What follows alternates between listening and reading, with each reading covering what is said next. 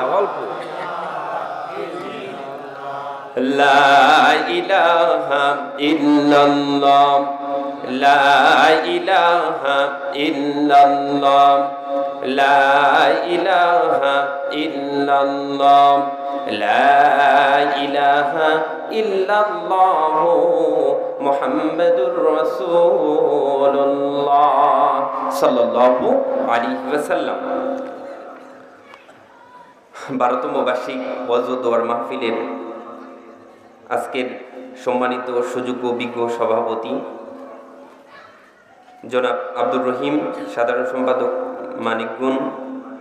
মানিকগঞ্জ জেলা ইটভাটা সমিতি, প্রধান অতিথি জনাব মোহাম্মদ সেলিম হোসেন, বিশিষ্ট ব্যবসায়ী ও দানবীর, এবং বিশেষ অতিথিবৃন্দ, আজকের মাহফিলের বিশেষ বক্তা মাওলানা নাজমুল হক সাহেব, তারপরে মুফতি নাইম বিন হাসেম সাহেব, হাফেজ মাওলানা মোহাম্মদ শামীম রেজা, এবং উত্তর রামকান্তপুর বাইতুন নূর জামি মসজিদের উন্নয়ন কল্পে এই মাহফিল।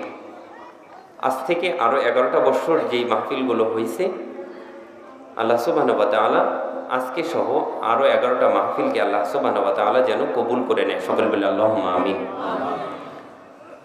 এখানে বসা আছেন মানিকগঞ্জ জেলার সিংড়াই থানার গণ্যমান্য ব্যক্তিবর্গ, মুরব্বিয়ানে কেরাম, মঞ্চে উপবিষ্ট আছেন সম্মানিত অতিথিবৃন্দ,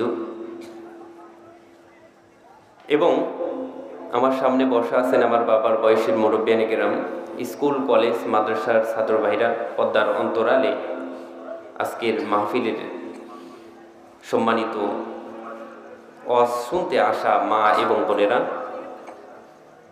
আসুন আমরা সকলেই দলমত নির্বিশেষে সেই মহান সত্তার দরবারে, সেই মহান মনিবের দরবারে শুকরিয়া দান জ্ঞাপন করি। রসুলের শেখানো কালিমাতুশ শুকর, রসুল বলেন যে ব্যক্তি সর্ব অবস্থায় শুকরিয়া দান জ্ঞাপন করে, আল্লাহ সুবহানাহু ওয়া তাআলা তার নিয়ামতের বাড়ি ধারা বাড়ায় দেয়। সুবহানাল্লাহ বলে। যত বেশি শুকরিয়া দান জ্ঞাপন করবে, আল্লাহ তাআলা তার উপর রাজি হয়, খুশি হয়। যদি জ্বর আসে তারপরেও শুকরিয়া দান জ্ঞাপন করব আমরা কার?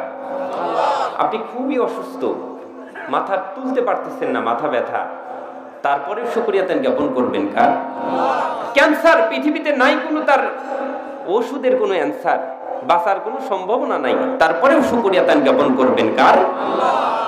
মোট কথায় একজন মুমিনের কাম্য হলো সবসময় রবের শুকরিয়া দান জ্ঞাপন করা। পৃথিবীতে যত অসুস্থতা আছে, সব অসুস্থতার মেডিসিন পৃথিবীর কোনো ডাক্তার, কবিরাজ, হাকিম, মাস্টার, ডাক্তারের কাছে কিচ্ছু নাই।